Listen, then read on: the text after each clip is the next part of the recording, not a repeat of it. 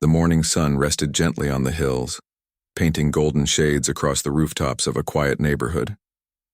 Birds fluttered above a tall iron gate that stood before one of the largest houses in the city, a mansion that most people only saw from afar. Behind those gates lived a man named Arthur Grant, a man who had everything anyone could dream of.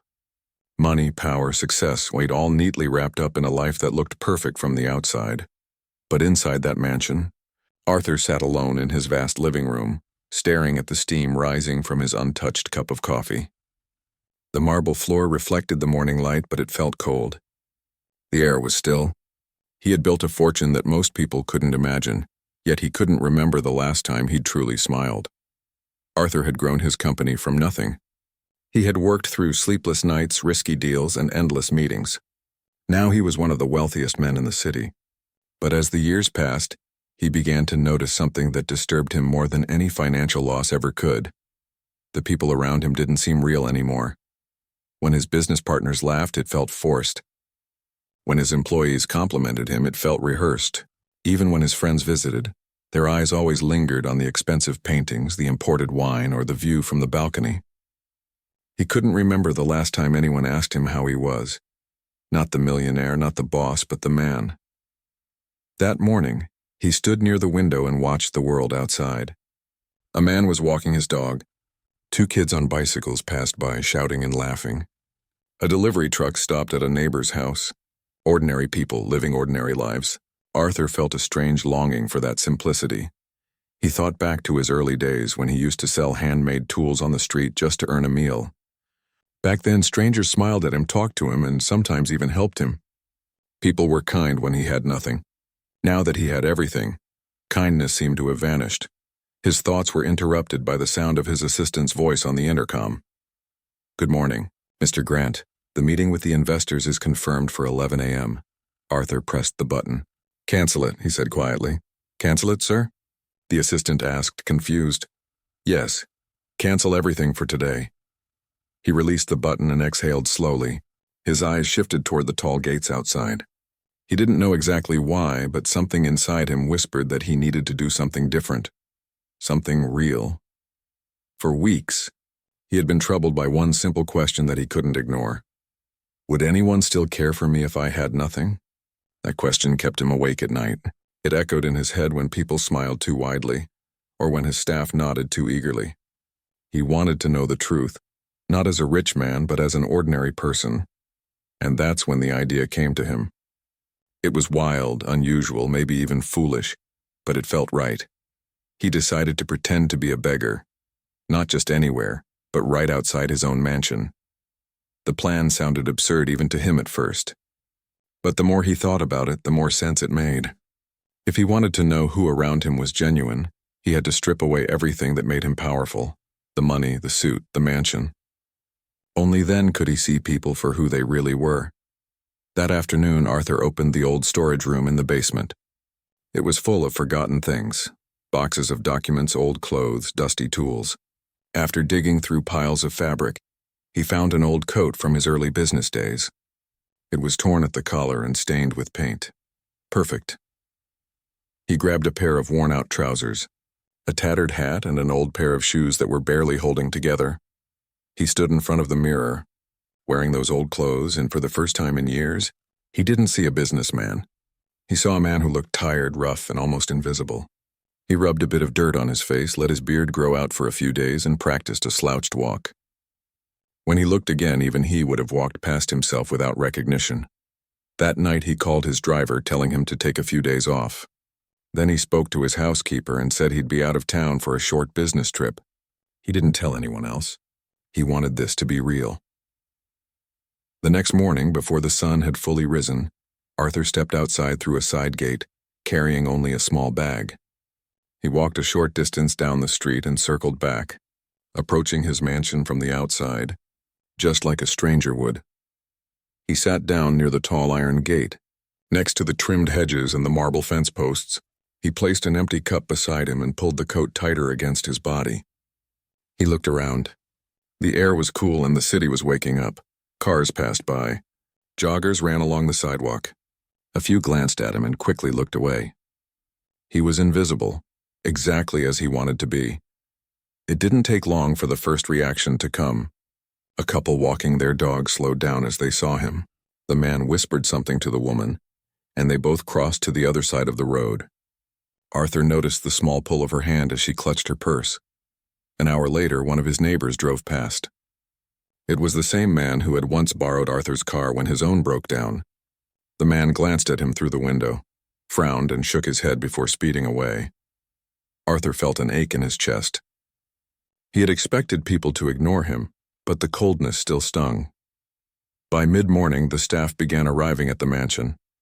His gardener walked through the gate carrying his tools, glancing briefly in Arthur's direction. The man looked uncomfortable but said nothing. The security guard, a tall man named Lewis, came next. He stopped for a moment and frowned. "Hey, you can't sit here," Lewis said firmly. Arthur lowered his head, pretending to be weak. "I'm just resting, sir." "I'll move soon," Lewis sighed. "People like you scare the neighbors. Go find somewhere else to stay." Arthur nodded slowly and pretended to struggle as he shifted to the side. The guard didn't recognize him at all. He simply walked away, shaking his head. Arthur's heart sank a little deeper. He had paid Lewis's medical bills once when his son got sick. Now, standing just a few feet away, Lewis couldn't even look at him without suspicion. The rest of the day went on like that.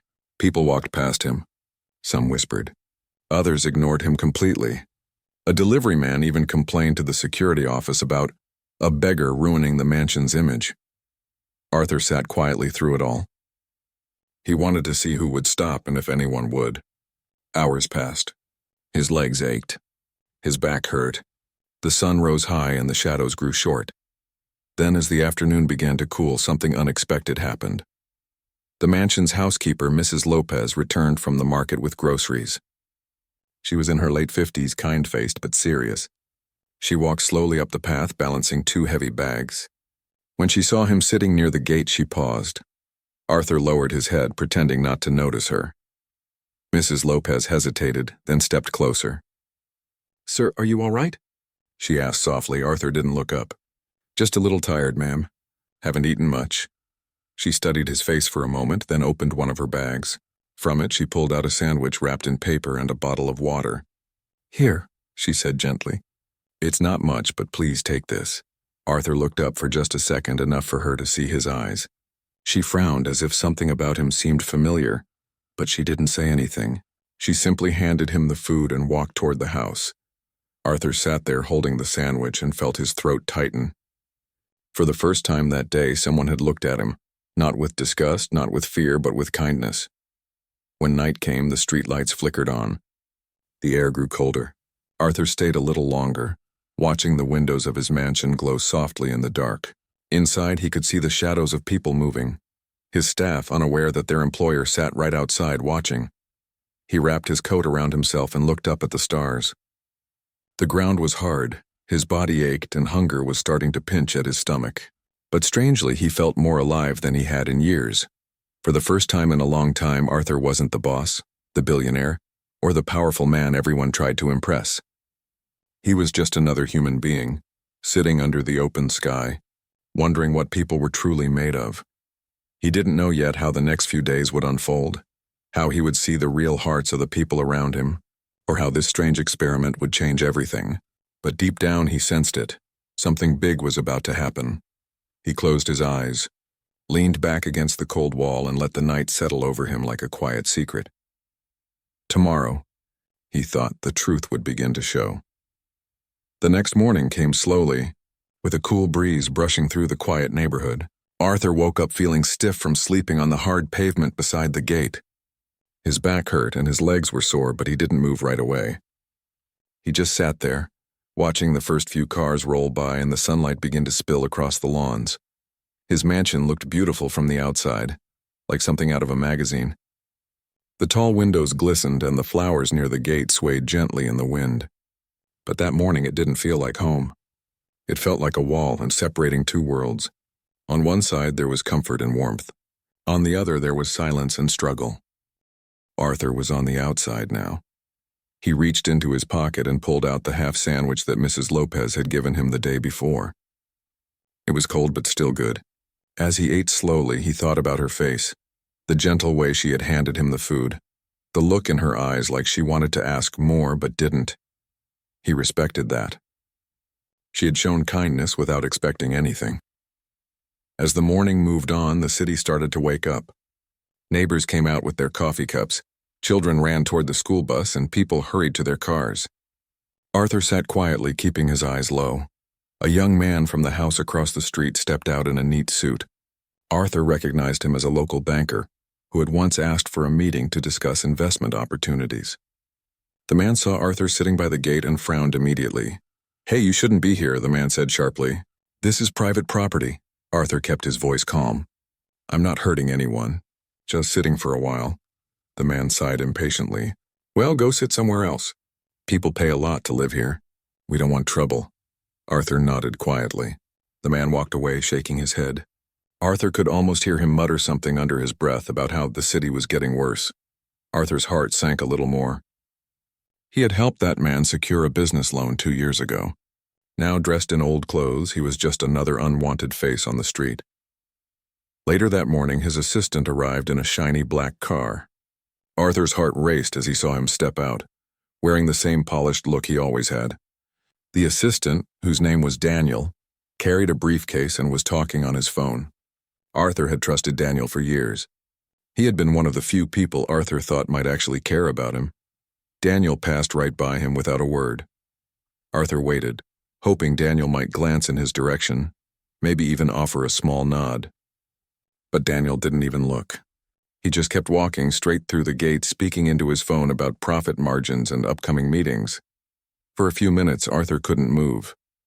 It felt strange watching someone he'd given opportunities, someone he'd trusted with his finances, treat him like invisible air. He wanted to laugh at the absurdity of it all, but instead a wave of quiet sadness washed over him. By noon, the sun was hot. His skin felt warm and sticky, and he had no shade except for a narrow strip of shadow by the gate. People continued passing by, joggers, delivery men, neighbors, and each one had their own reaction. Some ignored him completely, as if he wasn't even there. Others gave him quick, uneasy glances, then looked away just as fast. A woman in a fancy dress stopped her car near the gate to drop off her daughter. She rolled down the window, looked straight at Arthur, and frowned. "Excuse me," she called to the security guard. "Can you please move that man? This is a respectable neighborhood." Arthur lowered his head. He heard the guard's footsteps approaching. It was Lewis again. "Sir, you really can't sit here," Lewis said firmly. "People are starting to complain." Arthur kept his tone gentle. "I'm not bothering anyone. I'll go soon." Lewis crossed his arms. "I don't want trouble. Just move along, all right?" Arthur slowly got up, taking his cup and bag. He walked a few steps down the road and sat under a tree near the corner. From there, he could still see his mansion, but now he was far enough that no one would complain. As he sat there, sweat dripping down his face, he thought about the irony of it all. He had built that house, paid the salaries of the people inside, and donated money to half the neighborhood's events. Yet not one of them recognized him now that his appearance had changed. It wasn't the disguise that hid him. It was people's blindness to anything that didn't look perfect. As the hours passed, Arthur began to feel truly hungry. His stomach growled softly and he felt lightheaded. He realized he hadn't eaten much since the day before. He reached into his small bag, hoping to find something else, but it was empty. He decided to walk a little. He wandered down the nearby street where a few small shops stood side by side. A grocery store, a bakery, and a coffee stand. The smell of freshly baked bread made his stomach twist with hunger. He approached the bakery window and looked inside. The owner, a middle-aged man with kind eyes, noticed him. For a moment, Arthur thought the man might offer him something. But then the owner gave a tight smile and turned away, pretending to be busy. Arthur sighed quietly and turned back toward the gate. When he returned, he found Mrs. Lopez standing outside, arranging some flowers near the front path. She saw him and hesitated again. "You're still here?" she asked softly. Arthur nodded. "Just resting, ma'am. It's been a long day." She looked at him for a moment, then sighed. "Wait here," she said, and walked back inside. A few minutes later, she returned with a paper bag and handed it to him. Inside was a small roll, an apple, and a bottle of water. "You should eat," she said kindly. "It's too hot today." Arthur looked up at her, his throat tight. "Thank you." "You're very kind." She smiled faintly. "Kindness doesn't cost anything," she said, then turned and went back to her work. He watched her go, feeling a quiet respect for her. She didn't know who he was, but she had chosen compassion over judgment. That was something rare and something real. The day went on and the sun began to set. The street grew quieter, and the lights inside his mansion started to glow again. From his spot under the tree, Arthur could see Daniel leaving the house, talking on his phone once more. He laughed loudly, carefree, completely unaware that his boss sat only a few steps away. Arthur stayed there until the stars appeared. The air cooled, and the sounds of the city faded into distant hums. He leaned against the tree and thought about everything he had seen that day. He thought about the banker who looked down on him, the woman who complained, and Daniel, the man he had trusted who didn't even look up. Then he thought about Mrs. Lopez, who had stopped twice, and about the small kindness she had shown without knowing who he was. It was strange how one small act of care could shine brighter than all the cruelty around it. That night, Arthur couldn't sleep. His body ached, but it wasn't just the physical pain that kept him awake. It was the weight of what he was learning. He was beginning to see the truth, not just about others, but about himself. For years he had lived behind walls of glass and gold, thinking success would bring him closer to people. But now, sitting alone under the night sky, he realized it had done the opposite. The more wealth he gathered, the further away he had drifted from the real world. He looked up at his mansion. The lights were turning off one by one. Inside, his staff was finishing their work, probably talking about their day, unaware that the man they worked for was watching them from the dark. He wondered what they said about him when he wasn't around. Did they respect him, or just pretend to because of his money? A small noise pulled him from his thoughts. He turned and saw an older man pushing a cart down the street. The man stopped near him and smiled. "Rough night?" the man asked kindly. Arthur nodded. "Just a bit." The man opened a thermos and poured some coffee into a paper cup. "Here, this'll warm you up." Arthur accepted it gratefully. "Thank you," he said. The man shrugged. "We all have hard days, friend. I clean the park nearby. Doesn't pay much, but it's honest work." Arthur listened quietly as the man talked about his life. The early mornings, the small paychecks, the tired feet at the end of each day. Yet despite everything, there was no bitterness in his voice. Just calm acceptance. "You never know what someone's going through," the man said, sipping his coffee. "That's why I try to be kind." "The world's hard enough already." Arthur looked at him, deeply moved. In that simple moment, under the faint glow of the streetlights, he realized he had met someone real. Someone who gave not because he had much, but because he understood what it meant to have little. When the man finally walked away, Arthur sat there for a long time, holding the warm cup between his hands. He felt tired, but his heart felt strangely lighter. Maybe this was the start of something bigger, something that would change how he saw everything. He leaned back against the tree, closed his eyes, and whispered to himself, "Tomorrow will show me more." And as the cool wind brushed against his face, he felt a quiet sense of purpose forming inside him, a purpose that would soon lead to a truth he never expected. The third morning came quietly. The street was still and the air carried a soft chill. Arthur woke before the sun rose, his back pressed against the cold ground. His body felt heavy, his clothes smelled faintly of dust, and his beard had grown rougher. For a man who had slept on silk sheets all his life, the sidewalk was a cruel bed. Yet strangely, there was something peaceful about it, something honest. He sat up slowly and stretched his arms. The city was just beginning to stir. The sky glowed pale blue and the sound of a distant bus hummed through the air. A street cleaner pushed his cart nearby, whistling a quiet tune. It was the same man who had shared his coffee the night before. Arthur watched him work, calm, steady, content. That man had so little, and yet his heart seemed full. Arthur thought about that for a long time. How different it was from the world he came from, where people had so much but always wanted more. As the morning brightened, Arthur decided to move closer to the gate again. He wanted to see what another day would reveal. His experiment had started as a test of others, but now it was starting to test him too. Each passing hour was showing him how blind he had once been to life outside his own walls. He found his usual spot by the gate and sat quietly, setting the empty cup beside him. Soon the neighborhood came alive again. Cars rolled out of driveways, joggers passed by, and the sound of sprinklers filled the air. Around mid-morning, Mrs. Lopez came out with a basket of laundry. She spotted him and gave a small smile. "You're here again," she said softly. Arthur nodded. "Yes, ma'am. I didn't have anywhere else to go." She looked around, then lowered her voice. "Did anyone bother you yesterday?" Arthur shook his head. "No one talks much to me." Her eyes softened. "People forget kindness too easily," she said. "Wait here." A few minutes later, she returned with a cup of tea and a slice of bread.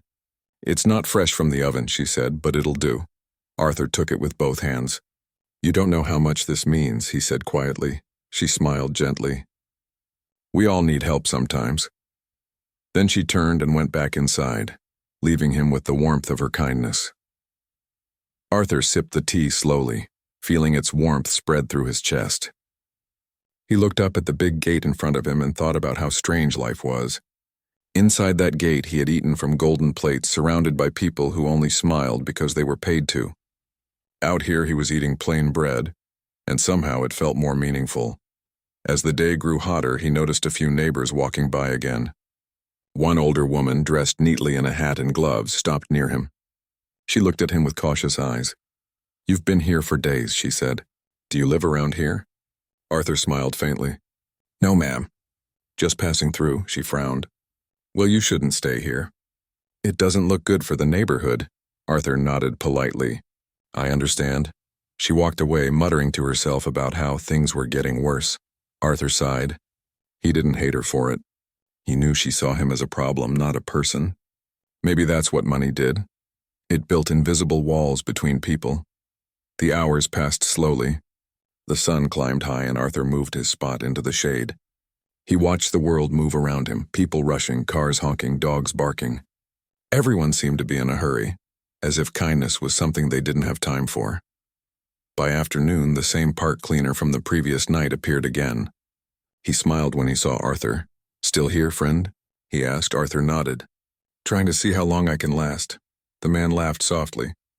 "You'll get used to it. The street teaches you more than any office ever could." Arthur smiled at the irony of that statement. "You're right about that," he said. The man reached into his pocket and handed Arthur a small paper bag. Inside was a sandwich. "Didn't finish my lunch," he said casually. "You can have it." Arthur hesitated. "You sure? You might need it later." The man waved his hand. "I'll be fine." "You look like you need it more." Arthur accepted it, his voice low. "Thank you." "You're very kind," the man shrugged.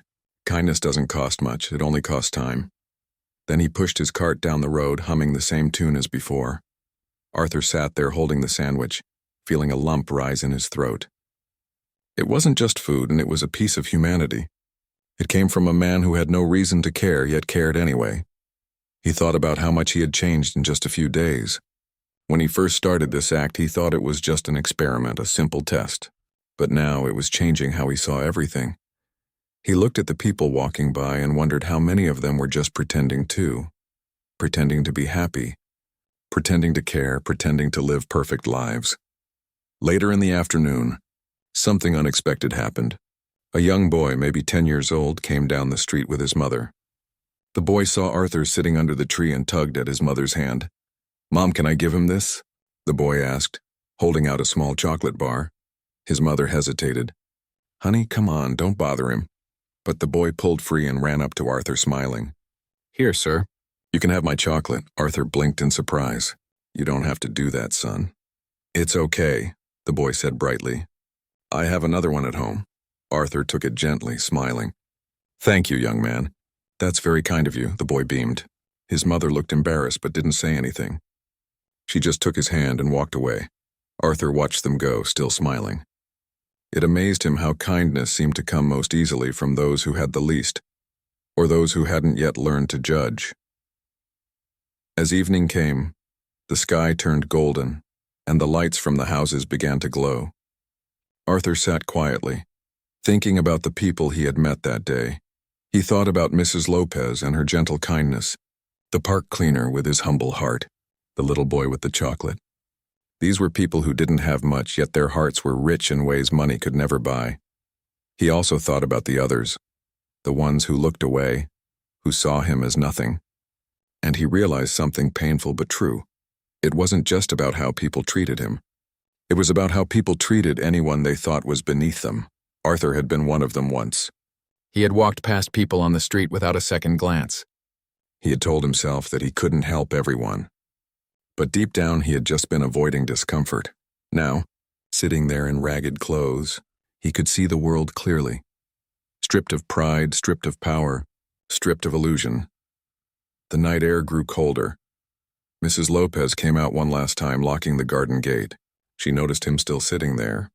"You'll catch a cold," she said with concern. Arthur smiled faintly.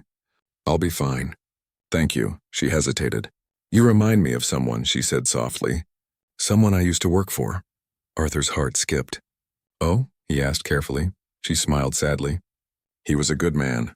Too busy to notice how lonely he was. I hope he's all right wherever he is." Arthur felt a tightness in his chest. He wanted to tell her the truth, to thank her for her kindness. But not yet. Not until he finished what he started. She gave him a small nod and walked back inside. Arthur looked at the stars and exhaled slowly. The world felt quieter now, softer somehow. He pulled his coat tighter and closed his eyes, thinking about everything he had seen. Kindness, he thought, doesn't live in wealth or status. It lives in small gestures, in quiet hearts, in people who give even when no one is watching. That night he made a silent promise to himself. When all of this was over, he would never see life the same way again. He would remember every face, every word, every act of kindness. He leaned against the wall, looking through the gate at the mansion that once made him feel powerful. Now it looked different, like a shell, beautiful but empty. As he drifted into sleep, one thought echoed in his mind. Sometimes you have to lose everything to understand what truly matters. Tomorrow, he knew, would bring even more truth. And maybe the beginning of something he could never have imagined. The sun rose on the fourth morning with a soft orange glow spreading over the quiet neighborhood.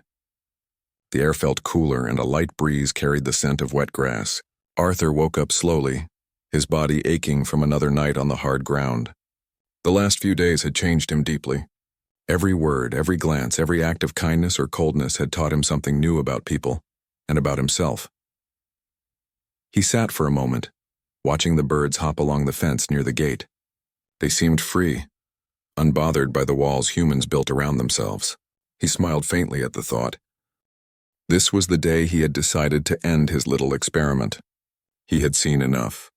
He had felt enough. And now it was time to show the truth. Arthur brushed the dirt from his coat and stood up slowly. His legs were stiff and his hands were rough. In a way that made him proud. He had lived for a few days as someone without power, and it had opened his eyes more than years of success ever had. He walked to a nearby park where he had hidden a small bag behind a bench. Inside were clean clothes, a simple shirt, trousers, and a pair of polished shoes. Nothing fancy, but neat enough to remind him of who he really was. He took a deep breath and changed behind a cluster of trees, making sure no one was watching. When he looked at his reflection in a puddle, he almost didn't recognize himself. The beard was still there. His hair was messy, but his eyes, they looked alive in a way they hadn't in years. By the time he returned to his mansion, the sun had climbed higher. The gate stood tall as always, and the security guard, Lewis, was standing near the entrance with his usual serious face. Arthur approached quietly. "Good morning, Lewis," he said calmly. Lewis frowned, not recognizing him right away. Then his eyes widened. "Sir? Is that Mr. Grant?" Arthur smiled slightly. "Yes, it's me." Lewis looked completely lost. "Sir, I didn't know it was you. I thought you were away on a trip." Arthur nodded slowly. "Yes, I told everyone that. But I was closer than you thought." Lewis stood frozen, unsure what to say. Arthur looked at him kindly.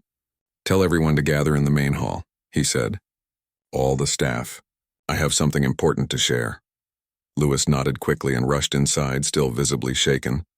Arthur followed through the gates, walking slowly across the driveway. Everything looked the same as before. The shining cars, the trimmed hedges, the fountain quietly flowing in the center. But he felt like a stranger entering a place he no longer belonged to. As he stepped into the mansion, his staff began to gather in the main hall. The air was thick with confusion. His assistant Daniel appeared from the study room looking nervous.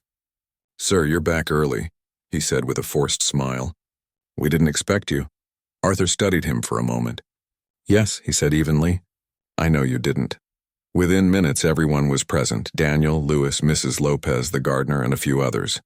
They all stood quietly, unsure why they had been called. Arthur stood before them, his expression calm but serious. He looked around at the familiar faces. Some he had trusted for years, some he had just employed recently. "I asked you all here," he began slowly, "because I've been watching you. Not as your boss, not as the man in charge, but as a stranger sitting just outside those gates." The room went still. No one spoke. Arthur continued. "For the last few days I have been living outside, right by the gate of this mansion, disguised as a beggar." A few gasps broke the silence. Daniel's face went pale. Lewis stared at the floor. Mrs. Lopez covered her mouth with her hand, her eyes wide with shock. "Yes," Arthur said quietly. "That man you all saw sitting near the gate, it was me. I wanted to know how people treat someone who has nothing. I wanted to see what kind of people I had around me." He paused, letting his words sink in. "I watched how you all reacted. Some of you ignored me. Some of you complained. Some even wanted me removed. But one person," he looked toward Mrs. Lopez, "one person chose kindness." Tears welled up in her eyes. She shook her head slightly. "Sir, I didn't know. It didn't matter who you were." Arthur smiled gently. "That's exactly why it mattered. You gave food, water, and kindness to a man you thought was poor. You saw a person, not a problem. That's something I'll never forget." The others shifted uncomfortably. Daniel tried to speak. "Sir, if I had known, I would have—" Arthur raised a hand to stop him. "That's the point, Daniel. You shouldn't have to know who someone is to treat them like a human being." The room fell silent again. The only sound was the quiet ticking of the old clock on the wall. Arthur looked around the room, his voice softer now. "These past days have shown me something I had lost for a long time. The truth about people. Money can buy many things, but not kindness. It can build walls, but it can't build hearts." He turned toward Mrs. Lopez. "From today, you are no longer just my housekeeper. I want you to oversee a new program I'm starting, one that helps people who are struggling. I'll make sure you have the resources you need." She covered her mouth again, tears rolling down her cheeks. "Thank you, sir. But I just did what anyone should do." Arthur nodded. "And that's exactly why you deserve it." He then looked at Lewis, the guard. "You asked me to move along that first day," he said calmly. "You weren't cruel, but you didn't look at me either. You saw me as trouble. Remember that next time someone needs help, you never know who they might be or what they might be going through." Lewis lowered his head, ashamed. "I'm sorry, sir. Truly." Arthur nodded slightly, accepting the apology without judgment. Finally, he turned to Daniel. "You, Daniel. You were right beside me for years. I trusted you. But when I sat a few feet from this gate, you didn't even glance at me. You talked on your phone, walked past, and never once saw the person in front of you." Daniel swallowed hard. "I'm sorry, sir." "I didn't recognize," Arthur interrupted softly. "You didn't need to recognize me. You only needed to recognize a human being." Daniel had no words. He lowered his head and stayed silent. Arthur looked at everyone once more. "This mansion, this company, this wealth, it means nothing if we lose compassion. From now on, things will be different here. I don't want a staff that only serves me because of my money. I want people who serve with respect, for others and for themselves." He paused, letting the silence stretch again. "If anyone here feels they can't do that, you are free to leave now. No hard feelings." No one moved, but the weight of his words hung heavy in the air. Arthur took a deep breath and stepped closer to the window. Outside, he could see the tall gate where he had sat just the day before. The same place where people had looked past him without care. It felt strange standing here now on the other side again. He turned back to them. "Tomorrow morning I'll be making an announcement to the public. Half of my personal wealth will go toward helping the homeless, the elderly, and struggling families. I don't want to just build companies anymore. I want to build something that lasts, something that gives people a chance." There was complete silence. Even Daniel looked stunned. Arthur smiled faintly. "You see, I had to lose my pride to find my purpose, and I don't regret a single moment of it." Mrs. Lopez wiped her eyes, whispering, "The world could use more people who think like that." Arthur shook his head gently. "The world just needs more people who care." After the meeting ended, the staff slowly went their separate ways, quiet, thoughtful, and humbled. Arthur stayed alone in the hall. staring out the window as the afternoon sun poured through the glass. For the first time in a long while, he felt free. He didn't feel like a prisoner of wealth anymore. He felt human again. Later that evening, there was a soft knock at his study door. It was Mrs. Lopez. She stepped in hesitantly, holding a cup of tea. "You haven't eaten all day," she said gently. Arthur smiled. "You never stop caring, do you?" She smiled back. "Some habits are good to keep." He took the cup and sipped quietly. The warmth spread through him, the same way it had when she had handed him food days earlier. "Thank you," he said softly. "Not just for this, for reminding me that kindness still exists." She nodded. "Kindness was never gone, sir. You just had to see it again." Arthur looked out the window once more. The sun was setting, painting the sky with deep orange and pink colors. It looked peaceful. The same sky had watched him when he was sitting on the ground outside. And now, from this side of the gate, it looked no different. Maybe that was the lesson all along. The sky, the ground, the world, it didn't change. He did. He smiled faintly, whispering to himself.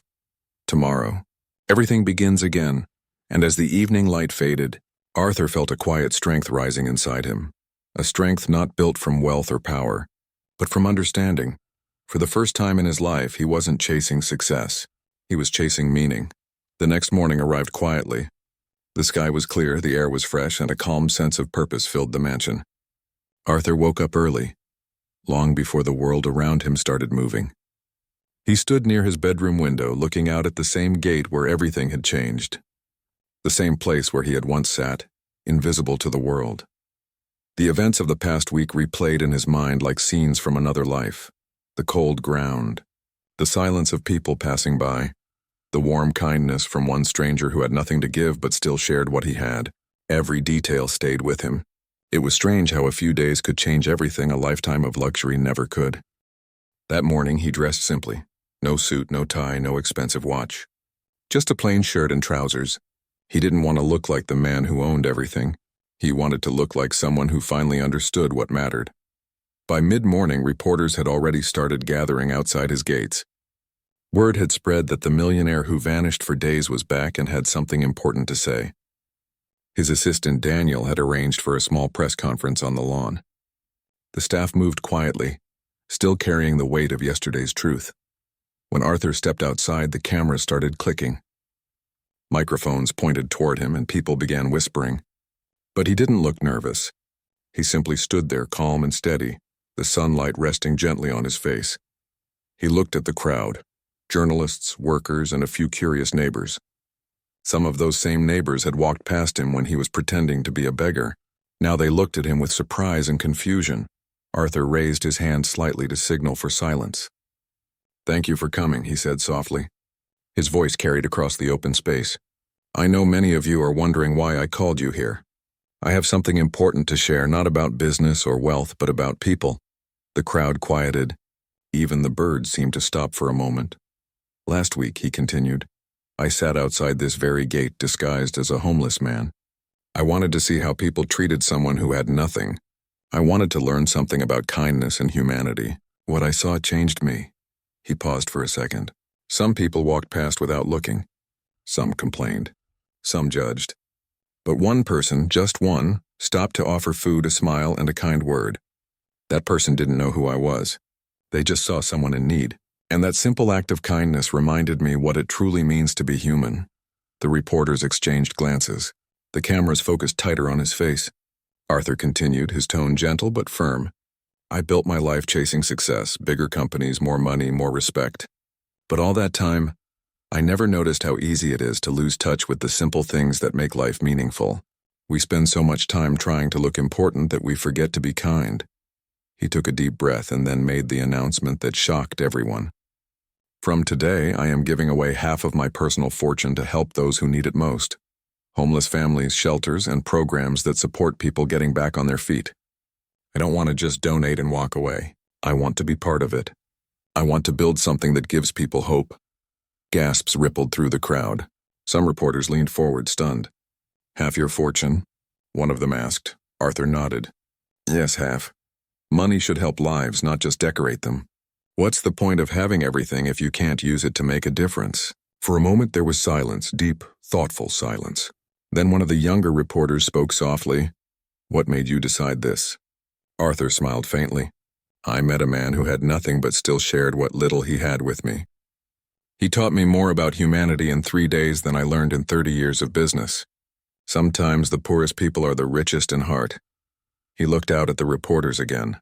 "I don't expect to change the whole world. But if this story makes even one person stop and think, if it reminds someone to show kindness instead of judgment, then it's worth everything." After the conference ended, the news spread like wildfire. Every television channel, newspaper, and social media platform was talking about the millionaire beggar. Some people praised him for his courage. Others doubted his sincerity. But Arthur didn't care about opinions. He only cared about results. That evening, he went back to the park where he had met Paul, the kind janitor who shared his breakfast. Paul was sitting on the same bench eating a sandwich and feeding crumbs to the pigeons. When he saw Arthur approaching, his eyes went wide. "Wait a second," Paul said, squinting. "You look familiar. Aren't you that fella who—" Arthur smiled and interrupted gently. "Yes, Paul, it's me. The man you shared your coffee with." Paul blinked in surprise, his sandwich halfway to his mouth. "You mean, that was all a setup? You weren't really homeless?" Arthur nodded slowly. "I was testing something, but I didn't expect to meet someone like you." Paul laughed softly, shaking his head. "Well, you sure fooled me, but you didn't need to test anything to know people can be cold. The world's just hard sometimes." Arthur sat down beside him. "You're right, it is hard. But people like you make it a little less cold." They sat in silence for a moment, watching the pigeons flutter around. Then Arthur turned to him. "Paul, I want to offer you something." "A home, a job. Not as charity, but as a thank you." "You reminded me what kindness really means." Paul looked shocked. "A home? I can't take that. I don't want to owe anyone anything." Arthur smiled. "You don't owe me a thing. You already gave me something priceless, human decency, when I needed it most. This isn't repayment. It's gratitude." Paul hesitated, then nodded slowly. His eyes glistened and his voice trembled slightly. "You know, I just did what I thought was right." Arthur placed a hand on his shoulder. "And that's what makes you special." Within a week, Paul moved into a small but comfortable house not far from the mansion. Arthur made sure he had steady work managing one of the charity centers he had started. He wanted Paul to help guide others with the same kindness he had shown. The project grew faster than anyone expected. Within months, several new shelters opened, clean, safe places where people could find food, warmth, and a chance to start over. Arthur visited them often, not as a boss, but as a listener. He talked to the people staying there, heard their stories, and made sure each one felt seen and valued. One afternoon, as he was leaving one of the centers, a young woman approached him. Her clothes were worn and she looked nervous. "Are you the man from the news?" she asked. Arthur smiled. "Yes, I suppose I am." She nodded shyly. "I just wanted to say thank you. Because of this place, I found a job. I have somewhere safe to sleep now." "You don't know what that means to me." Arthur's eyes softened. "You don't need to thank me. Just help someone else when you can. That's how kindness grows." Her smile was small but full of light. "I will," she said quietly before walking away. Moments like that became his new success. He didn't measure his worth in profits anymore, but in the difference he could make. He no longer spent his days buried in meetings or staring at numbers. Instead, he spent them talking to people, with real struggles and dreams. Every now and then, he would walk past his mansion's gate and look at the spot where he once sat in disguise. It was clean now, but he could still feel the memory of those cold mornings. It reminded him to stay humble no matter how far he came. One evening, he stood there again, watching the sunset. Mrs. Lopez came out to join him, holding 2 cups of tea. "Still thinking about those days?" she asked with a soft smile. Arthur nodded. "Every day. It keeps me grounded." She handed him a cup. "You did something good, sir. People are talking about kindness again." "That's rare," Arthur smiled faintly. "Maybe, but I didn't do it for attention. I did it because I realized something. Money doesn't make you rich. Compassion does." They stood in silence, sipping tea as the sky turned golden. The world beyond the gate felt a little warmer now. As night fell, Arthur looked up at the stars. Somewhere out there, millions of people were struggling, dreaming, surviving, and maybe, just maybe, a few of them would remember his story and find hope. He whispered softly to himself. It's not about how much we have, it's about how much we give. The wind rustled through the trees, almost as if the world was agreeing. Arthur turned back toward his home, no longer a man chasing wealth or recognition. He was just a man who had finally found peace in the simplest truth of all. When you give from the heart, you never lose anything. And from that night on, the mansion on the hill was no longer just a symbol of luxury. It became a symbol of change, a reminder that one act of kindness can start a wave that touches countless lives. The story of the millionaire beggar continued to spread, not as a tale of riches but as a message of humanity. And in the hearts of many who heard it, something quietly shifted, a small spark of compassion that refused to fade. Because sometimes, it takes losing everything you thought mattered to discover what truly does.